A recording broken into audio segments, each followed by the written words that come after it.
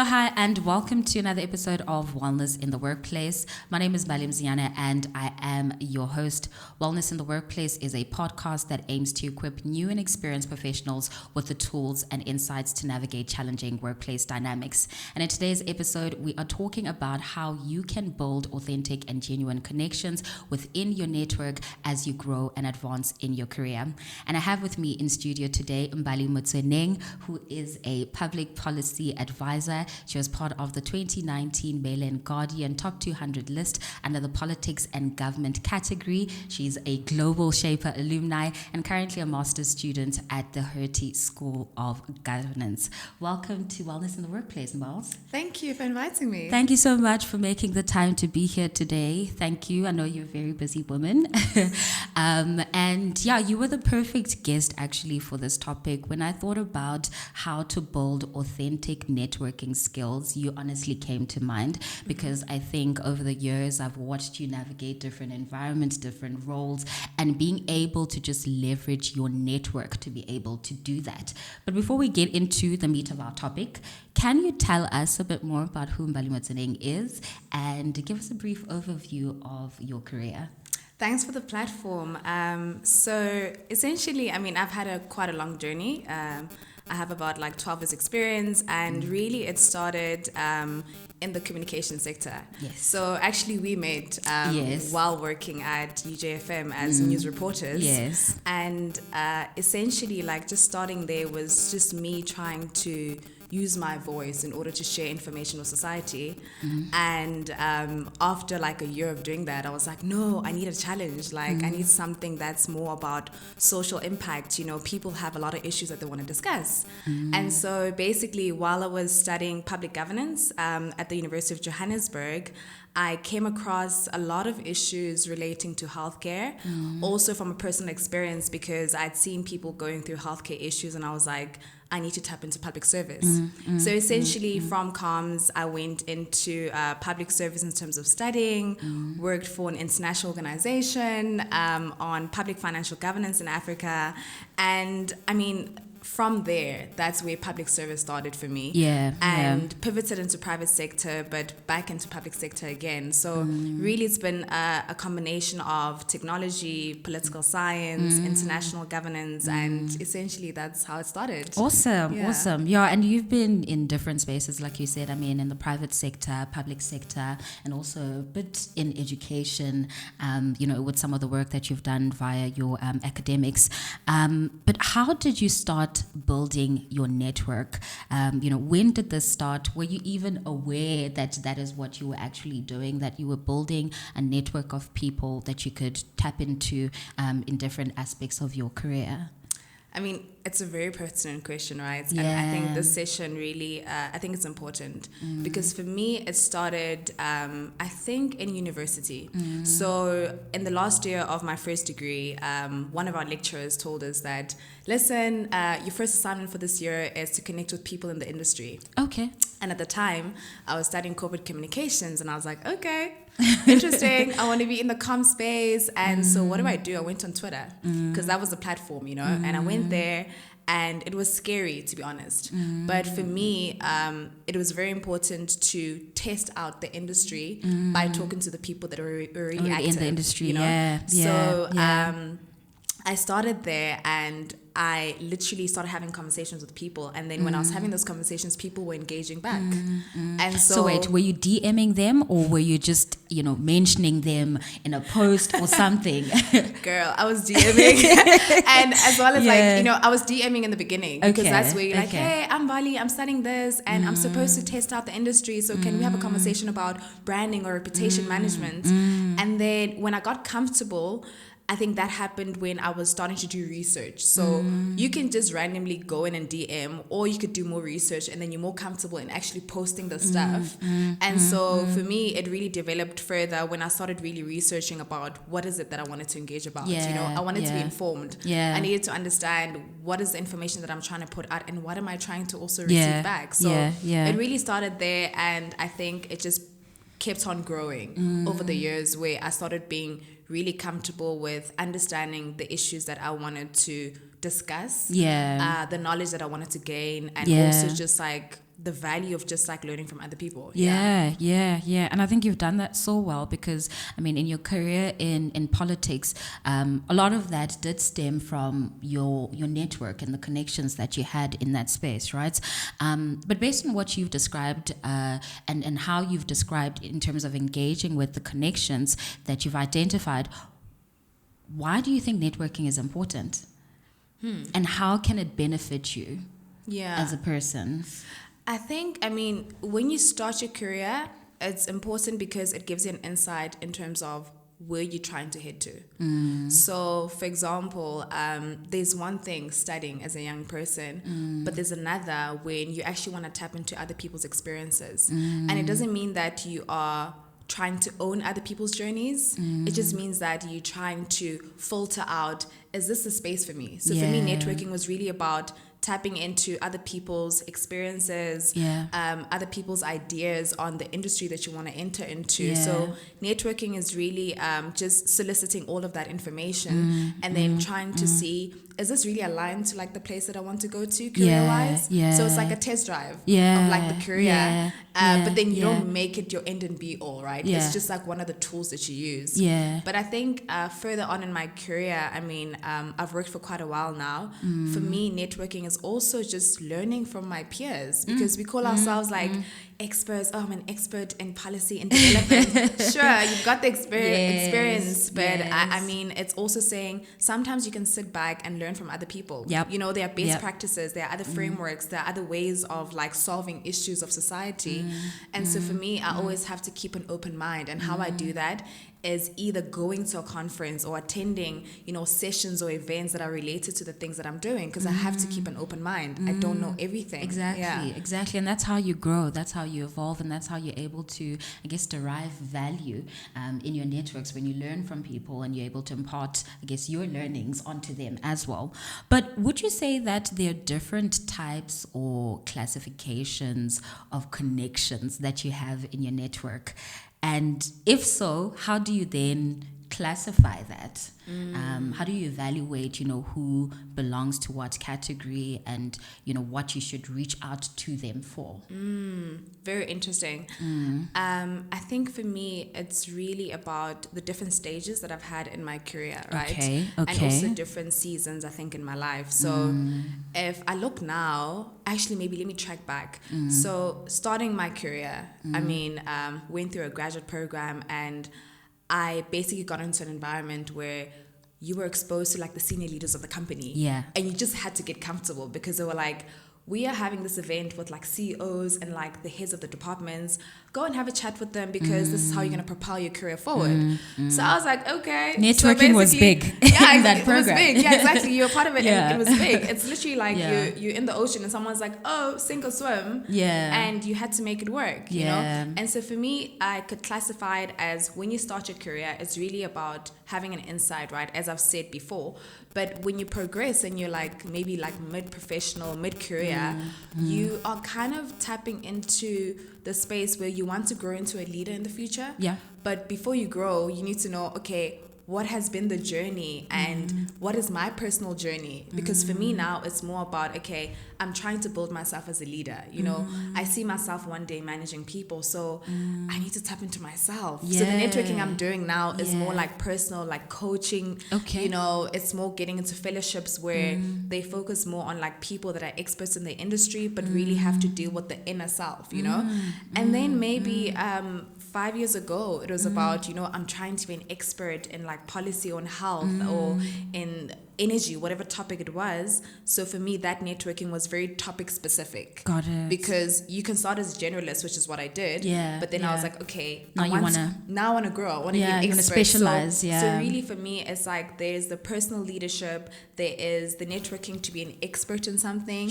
There is also the networking to tap into a certain industry. But there's also the networking where you're like, okay, I'm tired of this industry and like I want to pivot into something else.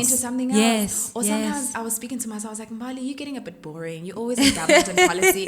Can't you be interested in arts? Because my friends sometimes ask me, Mbali, what do you do for fun? I'm like, okay, zero idea. And I'm like, okay, maybe interior designing. Thank you. Hello. You know, it's something that's at the back of my mind. But now I'm just like, I'm I'm actually also interested in art and design. Yeah. Maybe I should actually go to like an art fair, as I was telling you, so that I can like talk to artists. Like I need to spice up my life. So that's a whole different fun and like creative an aspect sort of of who you are. Yeah. It's an aspect of who I am. So Yeah. I can't just put it aside. So it really depends on how you're trying to grow yourself and also what you're also trying to share with other people, because there's also networking in terms of imparting knowledge to people that want to get into the industry. So they learn from you, but you also learn from them because they're fresh, they've got new ideas and new ways of doing things. And it's a mutually beneficial relationship at the end of the day, right? So you touched on coaching and mentorship.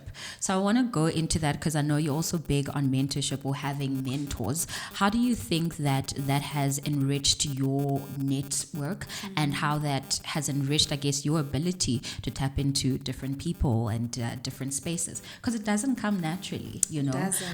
So how has mentorship really helped you in your journey of networking and finding people to connect with professionally? Yeah, I mean, I really like that question because actually when I was younger, I used to have a journal and with a few women in the public sector industry, so international and also a few South Africans. And I had this journal and I had the pictures. And so I had my mom, number one, who was my first like mentor in life. Like you don't ask for that, you pick them and like, okay, this is your mom. And I was lucky enough, she was a teacher, so she had life lessons and she was, you know, good at what she was doing. But I realized, okay, I don't actually, like her path was not my path. But I knew certain women who were doing the big stuff. Like in the US, it was Condoleezza Rice. In South Africa, it was Tulima Donse, like Ndu Mazibugo. You know, you can name all of them. I used to have a journal, used to put pictures. Lydia Mazibugo. Yes. Were you not part of a program where she... Future Elect. Yes, exactly. I was part of a program. Interesting. So you manifested that. I was like, I put all these people in there, you know, and I mean, I keep doing this. But I had this journal. And so I would write down like what they studied, what they're passionate about, what they're talking about. And I didn't realize, but I planted a seed, right? I planted a seed and I was sort of like, you could say it's an idol, but to be honest with you, I followed like the stuff that they were doing. I was actually taking them as my mentors without them even knowing, you know, and I still do that. So when I'm like demotivated, basically I will go online and I'll say, who's the head of this organization in energy, sustainability or transition? And I listen to what these women are saying. And for me, it was very important because there's a part of mentorship at home that happens in terms of family and stuff. But there's a part where you need to tap into people that are already doing well in the industry and seeing someone who looks like you doing the stuff, you know? So for representation matters. Exactly. So I was just like, I can't depend only on people that are present. I also need to tap into mentoring myself in terms of the information that's available online. I like that. So I still do that. Like it's so funny, but it does something because I feel like I planted a seed. And then besides that, there were like personal, in-person mentors and coaches. And for me, those were important because these are people that I can confide in terms of saying, you know, I'm working in an IT company, you're my mentor in this company, you understand the struggles, or I'm working in a public sector organization. And so I always try to find people within that sector that were either doing something that I was passionate about or maybe energetically it just fit. So for me, really that was very helpful. And one particular mentor was important for my transition between an IT company and getting into the mayor's office. Because I remember I was like, I'm not profit driven. Private sector is good because it's making me efficient. I knew how to present after that graduate program, but I was like, I'm trying to like do social impacts. I mean, my mentor at the time, he was like to me, Mbali, I'm so tired of hearing you complain. He's like, do something. He's like, now I'm transitioning from your mentor to your coach. Because mentors sometimes give you answers, you know, but coaches are like, they lead you and then you kind of figure it out. So we kind of develop from like mentorship to coaching. Interesting. Very, very interesting. So how do you form authentic genuine connections with people without having to prioritize what you could potentially benefit from them? Because I think when we talk about networking, already people think, okay, I need to form this connection so that I can later benefit from this. And they overlook the ability to then connect authentically with someone to form a real, genuine relationship. So in your case, how do you do that? Do you go in with a mindset to say, I just want to form, authentic, genuine connections with you? Or is it really for the benefit of my advancement in future? And also, there isn't anything wrong with that, with the latter, if that is the case. But in your case, how do you strike that balance? I mean, now that I've networked like quite a few times, right? I've been exposed to that sort of like engagement with people. I think that you kind of have to know what you like. If you're going to engage with at a conference, or maybe you're going to meet certain people in a specific industry, you kind of always have to have a plan. Yeah, you can't just rock up and be like, oh, hey, I'm here at the summit and I'll see what happens. Like happy-go-lucky. It's like, sure, like some coincidences happen, but I think it's always good to be informed about spaces that you're going to engage in. You know, whether you're a speaker or not. I think just being prepared for me has always helped me. And how do you prepare? Can you take us through that process? So, for example, if I get invited to a conference, first thing is I'll look at the organization. So let's say it's the UN and they say it's on health summit, because I'm passionate about health, so I say it a lot. So I will look at, okay, what is the agenda? Are they talking about health inequalities in Africa? What does that mean? What do I understand from it? What message do I want to put across? So I kind of like look for sessions that I resonate with. I can't resonate with the whole agenda. Of course, it's impossible. Of course, yeah. So I try to be a bit more deliberate in terms of what is it that I'm trying to get out of this. And then when I'm speaking, it's a different scenario. Okay. So if I get invited to speak at an event, I actually don't look at the people that are speaking. Like I don't like do like an over analysis. Okay. And why is that? Because that will honestly make you so nervous and so anxious. Okay. And I think at the beginning of my career, I didn't want to be overpowered by people that had high roles. Okay. So, for example, I went to one talk. It was with the Department of Science and Innovation, and after speaking, I found out that the guy was like the ambassador of the European Union. I was like, yo. And I was like, and had you done research beforehand, you would have been intimidated maybe. So the whole idea is, if you prepare, of course, know which organizations are going to be there, but like focus on yourself.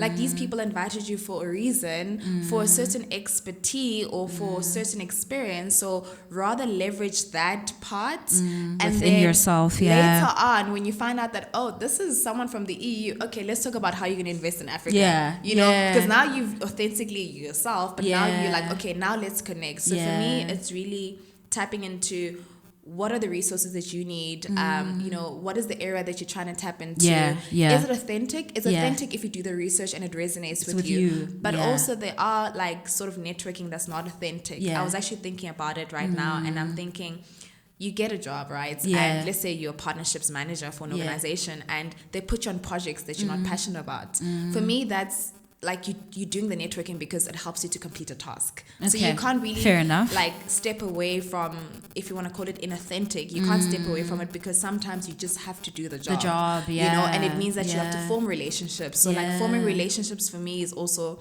a part of networking. But sometimes it's actually not something you're passionate about, but you have to do it. You have to do the job, and you have to strategically align yourself to the people who will help you do the job. And there's nothing wrong with that. There's absolutely nothing wrong with that. Okay. So if I'm going to a conference fresh out of a grad program, for example, and I want to network with said person who is in the area that I want to go into, what are the 3 questions do you think I would ask, just as an opening? Not necessarily specific around an industry, not necessarily specific around a job, just from an introductory standpoint. An elevator pitch of some sort. It's funny because I was thinking, it's funny because I remember we used to do this exercise, like have an elevator pitch at this graduate program. But I think firstly, like when you're engaging with someone, I can tell you one thing: people that are experts or leaders in the industry, they love to hear about themselves. Like, that's just the thing, So play to their ego. You kind of have to, because you have to grab their attention. But grab their attention in a way that it makes sense and it's going to be fruitful. So, for example, for me, like if I, let's say, wanted to meet Damimola, she's like the CEO of Sustainable Energy for All. Okay. If I wanted to meet her and I'm at an energy conference, I basically will firstly introduce myself and say, you know, I'm Mbali, this is the research that I'm doing, or like I'm a student and I'm interested in this specific topic. Yeah. I keep it nice and concise. This is the topic that I'm interested in. Yeah. And I've seen that you have been doing this related to what I'm doing. Okay. Can I have 5 minutes or 2 minutes of your time? Okay. So find the connections. Find the connection. Yeah. And the connection comes when it really is authentic, right? So you kind of see that, okay, I want to meet this person, but also there's something that I think we can actually talk about. And for me, that's always like a sort of like a winner. Finding that connection. So that's step one. Step two, now you are talking to her. And how are you sustaining that conversation? Now you have to grab them, right? So I think you can, it's so interesting, but I think there's a part that comes naturally, right? Yeah. That I don't practice for it. But I think that to keep the conversation going, you have to kind of show the person what's the benefit of them engaging with you. Okay. You know, so sure, we're connecting on electrification in rural areas because you're the head of this organization, but am I interested in a graduate program there, an internship? Am I talking about now my academic background, the work I've done in order to show my value? Is that what I'm doing? You could do that. I mean, you could say that, for example, you know, I've studied something in electrification and I can see that you've got a project in this specific area. Are there opportunities to have synergies or like can I have a coffee with you? If you feel too nervous, because also you can get quite nervous like networking, you know? But the whole idea is find the connect and then make it a real thing to say that, okay, the reason why I want to connect with you is because either I want you to be mentor me, or I want to maybe be part of this project. Can I volunteer? Or maybe I have a business and like my business provides this value and I want to know, do you have space for SMMEs to, you know, have an opportunity to engage with you? So I think always try to have like an outcome out of it. And then how do you close it? How do you close it? Because you need to close the deal. You need to get closer. You need to, I think for me, it's like getting their email address or like their business card. And I've been taught a trick. So when someone gives you like their business card, you need to take it. Don't take it and chuck it away. You take it and you look at it because you're showing interest. And then you're like, okay, cool. You know, I'll contact so you acknowledge. You acknowledge the person and you tell them I'll connect with you in the next day or two or in the next week, and you actually do it. That's the fourth one. But basically look at their card and then acknowledge it and then Sorry, just to seal the deal, you said there's a fourth one. There's a fourth step. Which the fourth one was to actually send the email out. Okay. And so you follow through. Follow through while it's hot. I've made a few mistakes where I follow through like months later. And the person's like, do I remember you? Exactly. Do I remember you? Or can I send you to my PA? Which is also fine. But like, it's like making sure that you follow up while it's still hot because people forget. That's true. People and really forget. And they're busy. In the positions that they're in, they tend to forget and they get busy, right? So would you say that networking is part of playing the game? The professional game. The professional like game. going up the ladder. Yeah. Would you say that it's part of playing the game? I can say maybe not playing the game, but it's a tool that can propel you I can say quick. It's I mean, not a quick way. I mean, you can network, but then it can be fruitless, right? But it's a tool that you can use to open up doors or to have an idea of actually what's happening in that organization. You know, is it a culture fit? You know, am I really passionate about this industry? But also it's like early warning like system, because people are like, I know that you're passionate about this space, but like it's actually not worth it. People can give you insights that you would generally not have unless you tap into the organization, you know? So I think you can treat it as it's like a test drive. But also it's to get guidance, it's to learn from people's personal experiences, but also being careful of like forming your own opinions. I've had a lot of people saying, oh no, don't go to government because it's not going to be worth it. It's going to be so tiring, legacy infrastructure. But it really depends on which office. And so I had to learn to tap into, you know, the people that were in that specific space, but also be very conscious that they have their own personal journey. Maybe they're there, but they actually don't want to be there. So, it's a tool, and you kind of have to keep on practicing in order to get it right. Yeah. Okay. Like with anything, I mean, you practice so that you can progress. I learned recently that practice doesn't make perfect. It helps you to progress. I love it. Yeah. I like that, actually. And then in terms of just maintaining your relationships, how do you go about doing that? Because it does take effort in order for you to sustain that. So how do you do it? Is it a coffee every now and then? Is it an email to say, hey, how are you doing? How are the kids doing? How do you then maintain these relationships once you've identified and connected with the people that, will help you advance and progress in your career? I mean, firstly, like the thing with like networking, I guess you meet a lot of people, right? If once you get good at it, if I can say that, or you feel comfortable, rather not good at it, but you feel comfortable, is that you meet a lot of people, you have a lot of business cards, and it's like an endless list. So I think for me, firstly, I'm conscious that there's a season for every connection that I have. I'm not saying like that. Every connection is going to end, but I'm just saying that the connections that I had like 5 years ago, some of them have died. But the ones that I've kept alive is because either it moved from just networking. We networked, we connected, we found similarities, we're learning from each other, and now and again we tap into each other when it makes sense. So it's not about, it's a to-do list, because you can get tired of peopling. No, you do. That's a word. You definitely do. You can. And so you have to be conscious of the energies that you're also bringing in. And also it's interesting because there are some people who have mentored me or coached me, and I've sensed sometimes that they are not at their best. So for them to fulfill this role, it's not going to be conducive for me, because I'm going to be taking other energies that I don't need, I like that. And same for me. Like some seasons, and I'm like, I'm actually not in the good space to talk about governance. Actually, maybe like I don't believe in what's happening in the country right now, and I just need a break. And so I'm very conscious of tapping into those networks when they make sense, and of course when they turn into friendships, then it's easy to maintain. But others, it's purely like a transaction in terms of, hey Mbali, I assisted you with connecting with this person, now you're in this industry, space, can you connect me? And then you're like, okay, it's a transaction, it makes sense, we're connecting the dots, we sharing, so you kind of gauge after a while. Okay, I like that. Okay, so in closing of our topic, what would you have done differently in your earlier days of networking versus what you're doing now? Okay, it's a difficult one, but I think it's related to what I've said actually before. But I remember I once met a South African woman who is in the trade union like space previously, and then she was like a hot, person, businesswoman in tech. And I had met her at a women's conference, and she was very inspiring. And I didn't think she was going to give me like her contact details. Years later, I'm in a Global Shaper project, and we basically need people to fund and to support the project that we're doing. And so I'm like, I know this lady. She's amazing. She's brilliant. She has like, tech, private sector, as well as experience in the trade union, so very social impact based.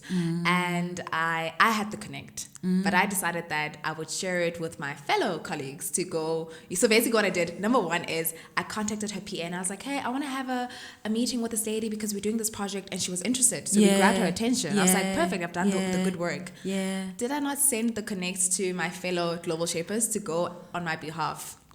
But the mistake that I made and what I should have done differently is that, number one, they arrived there late. Oh my God. Number two, I was not present at the meeting. This lady was looking forward to seeing me. This is a person who's busy. She is leading a global company.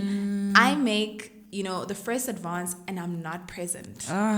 Okay. Till this day, literally, it's been a lesson learned. I think first I used to think it haunts me that I did not do that right. But I've learned my lesson that if you connect with someone and they give you space and you own it, their time is money as well, you need to own it. You need to show up. Or set the expectation and say, I want to connect with you. However, is it okay for you to engage with so and so? Because, the way that my fellow shapers at the time showed up was probably different. And she was like, no, I'm waiting to talk to Mbali. And it became a reflection on you now. On me. So I could have done that differently, 100%. I should have, because if I showed up, there was clearly something she wanted to say to me. And so I'd always wondered, why did I do that? So the first lesson was that do not leave a connection until it's cold. Sure. Like entertain it while it's hot. Yeah. And then number 2 is show up and communicate exactly what it is that you're doing and whether you're going to be the one that shows up. Are you handing over the connection? Set the expectation. So now I know when I'm connecting people, I'm very clear. I'm connecting with you or I'm referring you to someone else. Make that very clear what you're doing. Did you ever have an opportunity to correct that? No. I did not. Oh my word. I think she sent an email indicating sort of like a disappointment. And I was still young, so I can blame it on that now. But I learned a very, I think it was a big lesson of networking. I was like, Mbali, take accountability. You need to manage your connections. Manage your connections. Don't just throw your connection all over the place. Like manage your connections. Yeah, got you. Okay, cool. All right. So it wouldn't be a Wellness in the Workplace episode if we didn't do our bonus questions. Okay. So let's go into our bonus questions. So what book, article, or podcast have you read recently that has shaped your perspective about work? Actually, I'm going to say Michelle Obama, Becoming. I'm very much on topic. Okay. Because she focuses not only solely on her profession, but your personal life matters. Yeah. So in the decisions that you're making about your career, networking, propelling forward, she basically speaks about her lessons in terms of how she found her voice, what her roots were, and how did she handle her career, her personal life. Also having kids, a husband, etc. It's so important to be well-rounded in terms of your perspective on how you're growing in your career. Yeah. And you know what? As you're talking, because I read the book as well, I see some similarities in your journey and hers because she moved from the private sector into public sector and in public health care. And she networked her way into these different spaces. So not surprised that you actually selected that book. Okay, the next question is, what does wellness in the workplace look like for you? I think it's also being aware that you might be good at your profession, but you also need to be good with yourself. Sure. Yeah. Okay. Yeah. Okay. Please expand on that. It means saying no when things don't align to you. You know, there were times where I stayed in an environment just because of the role or because of the salary. And sure, it was a young me saying, oh, I'm moving forward, I'm being parachuted, I'm working hard, and like I'm getting recognition, but certain things didn't sit well with me. And so now I know that I need to be well inside. And so I take care of myself in terms of my body, exercising, eating healthy. I mean, sometimes you slip, it's okay, but I need to be fulfilled personally before I show up as the professional expert or whatever people term you to be in a professional setting. Love that. And lastly, the 3 things you would tell your younger self about work and being a professional in South Africa. It's so interesting. Culture matters, guys. Culture matters. In what sense? Organizational culture or just cultural differences? Organizational culture. Okay.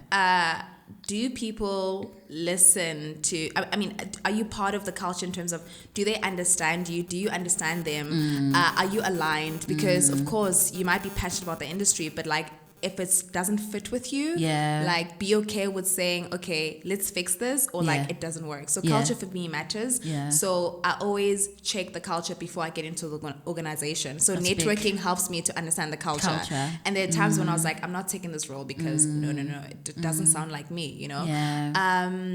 The other things that matter is just like, you know, just being aware of like your changes, you know, what you need going forward, because you change as a person. So be aware of your changes and be okay with pivoting. It's okay to pivot. I'm not going to stay in one sector or one topic my entire life. If I decide to go into academia next week, it's okay, you know? So just being comfortable with yourself for me is the biggest thing, and being aware of the changes that happen, but also staying authentic with that process. Yeah. Love that. And any closing remarks on our topic, on wellness, or just the work that you do? I think for me, I think young people have so much to give, right? And unfortunately, like, your personality is something that is key for organizations. So I think that networking for me is a skill. Like, people don't have to have it naturally. It's something that you can learn. And so start with it, plant a seed, and then tap into people that know how to do it, and they can assist you. So don't give up too easily if it's something that's hindering you. Awesome. Mbali, thank you so much for your time. Thank you for being here. Thank you for the insights. I've definitely learned a lot from all that you've shared, and I'm pretty sure my audience will too. Thank you for tuning into another episode of Wellness in the Workplace. My name is Mbali Motsoeneng. I'll see you on the next episode. Bye-bye.